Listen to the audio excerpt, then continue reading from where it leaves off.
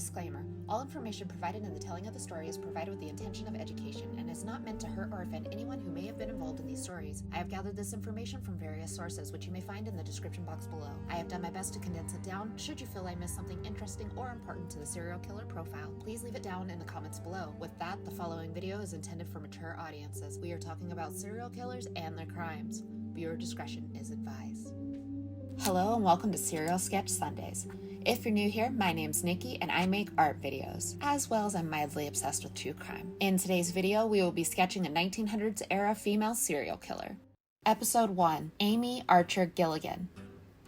Amy Archer-Gilligan was born Amy E. Dugan on October 31st, 1873. She was also known as Sister Amy, known by and to the media for her murder factory located in Windsor, Connecticut, USA. Little is known about her life before 1901, when she and her husband James Archer became caretakers for an elderly widower named John Seymour in Newington, Connecticut. When he passed, the heirs turned the residence into a boarding house, which would be run by the Archers under the name Sister Amy's Home for the Elderly. Residents could pay $7 to $25 per week, or a flat rate of $1,000 to be taken care of for the rest of their lives.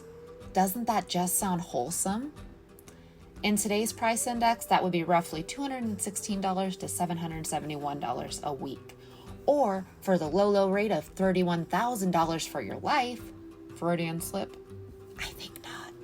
Anyway, rent was paid to the Seymour's family through boarder fees until 1907, when the Seymour heirs decided to sell the house. The Archers then moved to Windsor, Connecticut, using their savings to purchase a residence that they then converted into their own Archer Home for the Elderly and Infirm. By the way, I didn't know what infirm meant, so I looked it up just for you. You are special. Infirm, adjective, not physically or mentally strong, especially through age or illness. Synonyms, weak, feeble, frail, unwell, unstable, poorly. You get it. Moving on.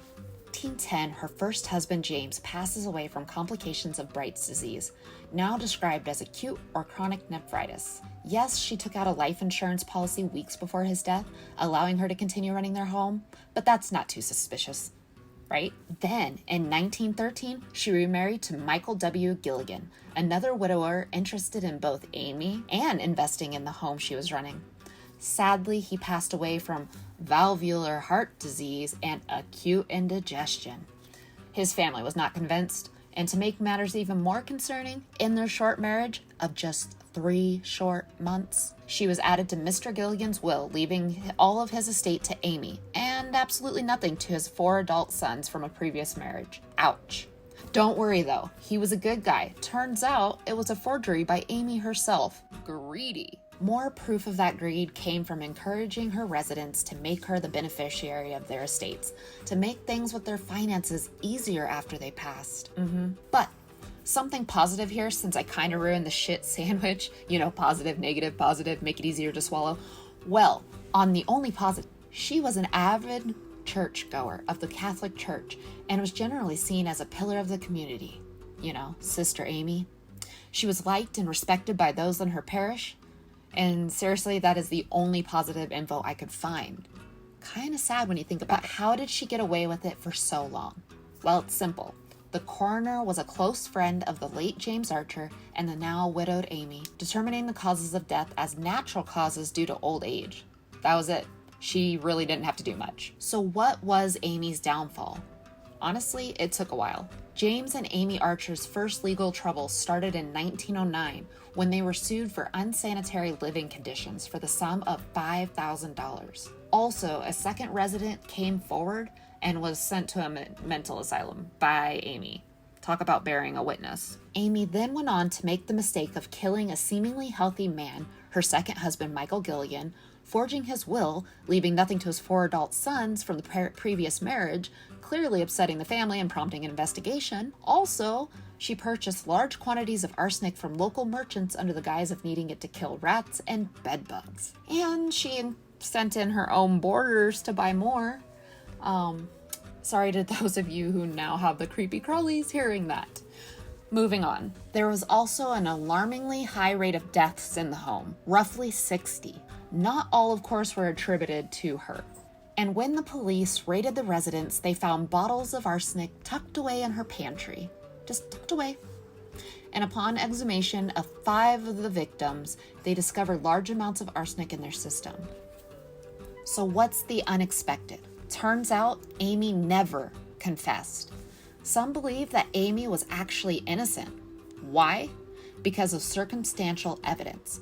It was fact that during that time, from the Civil War until the early 1900s, arsenic was often used during the embalming process. However, let's jump back to that pesky little fact that popped up that the poison registers were revisited and revealed that she had purchased 10 ounces of arsenic just before her second husband, Michael Gilligan's death. According to the papers, that is enough to kill over 100 people, and when exhumed, Frank Andrews' stomach contained arsenic as well. And I quote, enough to kill half a dozen strong men. Yet another victim of Amy.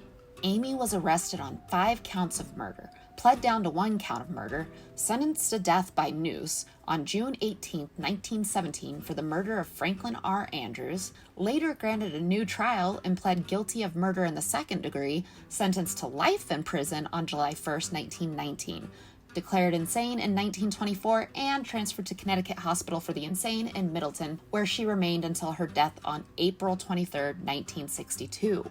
Now, because of this conviction, in 1917, Connecticut state legislature introduced a bill requiring the licensing of care homes, requiring inspections and death reports submitted annually to the State Board of Charities to hopefully keep this from happening again.